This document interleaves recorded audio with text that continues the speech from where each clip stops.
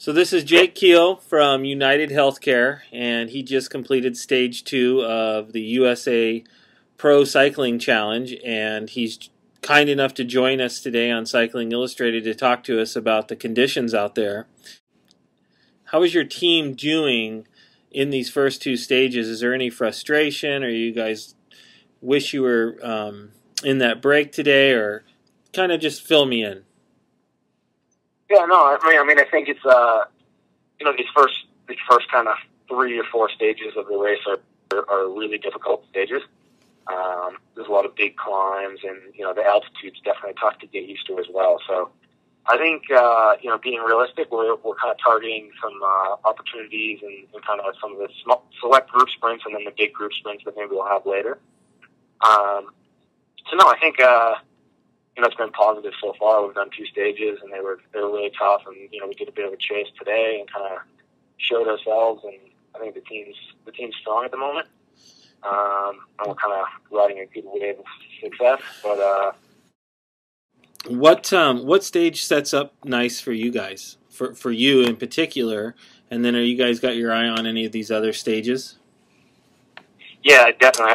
I think we're kind of targeting stage 5. It's still, it's kind of being considered as the sprint stage, but there's still a pretty massive climb straight out of the blocks. But after we get over the climb after we get over the climb, we drop down to Colorado Springs. I think it's relatively down, and it's some of the lower altitude that we'll hit in the race.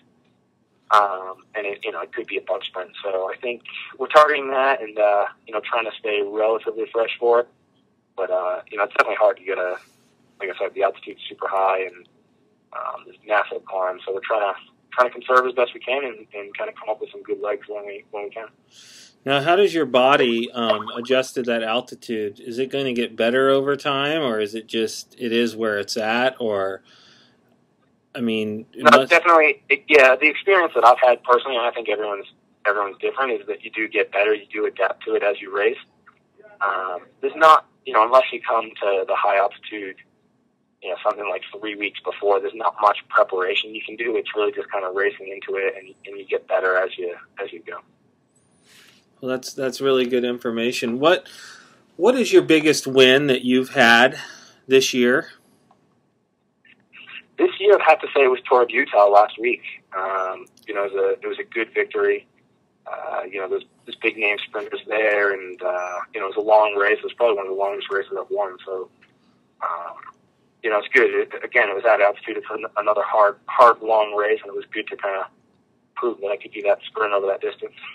Yeah, what's next for you? I mean, you're definitely the future of the sport, the immediate future, because you're a younger guy, but you are one heck of a rider, one of the best riders in the world. So what are your goals going forward from this point?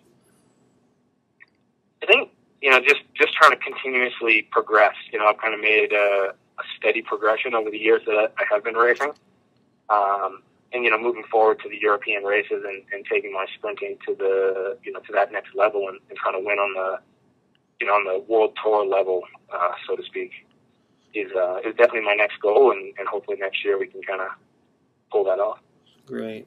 Well, I appreciate you for checking in with us. I'm going to let you get back to resting, and I just like to always get a little update on what it's like out there, and your fans really appreciate it, so we really appreciate it, and I thank you for checking in with us from the USA Pro Cycling Challenge.